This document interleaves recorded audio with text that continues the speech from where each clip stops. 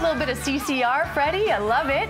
Welcome back to the show, Dan Grima. Now, you are a hiking guide at Grouse Mountain and the perfect man to teach us about some of the mistakes that we amateurs might be making when we go hiking. What's number one? Right, so for me, number one, it comes down to trip planning. We've got to make sure we have a contact, we tell someone where we're going, and we plan out our route. Maybe even we have an alternate route as well. So we estimate how long it was going to take us to be out on trail, and we kind of set a time for us to be back. So I'm going to be out on trail for 8 hours. I'm hoping to be back at about 6 o'clock this evening. You could be my contact. You've got all the information that you could possibly need about my hike. So if there were an emergency, you can help be that person to raise the alarm. And is this the kind of message that we actually just have to beat over the heads of hikers in the Lower Mainland? Are most of them not doing that?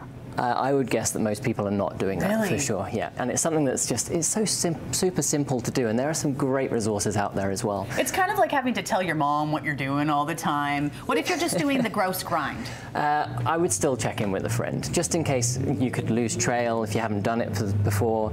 There's so many different connecting trails on that side of the mountain. I've heard of people that have intended to hike the grouse grind, but instead have ended up on the Baden Powell, and they're kind of lost in the forest, and they don't know really where they are. So absolutely trip planning.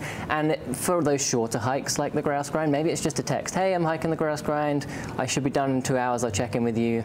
If I don't, can you try and track me down? Safety first, right? Safety first, always. So what's number two? Number two for me is taking the essential items. So a lot of people aren't taking the essential items. Absolutely, yeah. And you've brought some with you. I have brought some to share, for sure. So I'll talk through a couple of these. A headlamp. Even if I'm just planning a morning hike, I'll always take a headlamp. I'll bring spare batteries for my headlamp as well. And I may even bring two, depending on how many people I'm going with, or if I didn't have a spare bulb with me. So a headlamp is super important, and it's almost, I believe, one of the number one reasons for rescues in the North Shore Mountains, because people are out longer than they think they might be, and it starts to get dark, and suddenly they don't know where they are, they lose trail, and they need to call for help. So a headlamp is top of the list for sure. Second to that, some kind of whistle, a communication device if you did need help. And many packs these days actually come with whistles attached, and people may not be aware of this. There are plenty of people that have a pack that have a whistle. Is that a whistle on there? Yeah, for sure. This is just a little whistle. Give a little toot-toot, come on.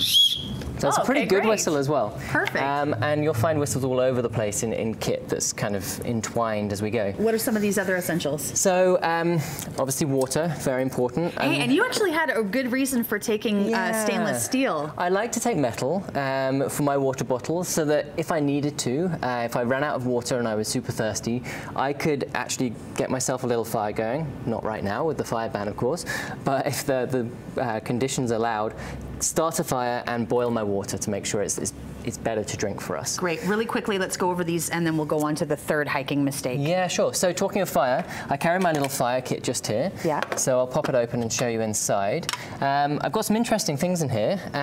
This is a little striker, so if you roll this along, you'll get a spark quite quickly. Yeah, here we were talking about this. Why do you take a pencil sharpener? Have you got any ideas? Why?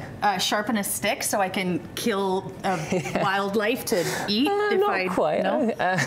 It's in my fire starting kit. So I might find if it's wet on trail, I could take a stick and I could sharpen it, and it would get the wet layer of the stick off, but quite quickly I'd get into that dry wood inside. That's great. Which makes a really neat tinder. And I know that, I just want to really quickly, because we're almost at time here, you had the third item, which is not enough training, and you have an opportunity for people to get some training, Absolutely, yeah. You can bring all the essentials. You can go to Mech or wherever you're going to go. We actually have a store up on Grouse as well that sells a lot of this gear.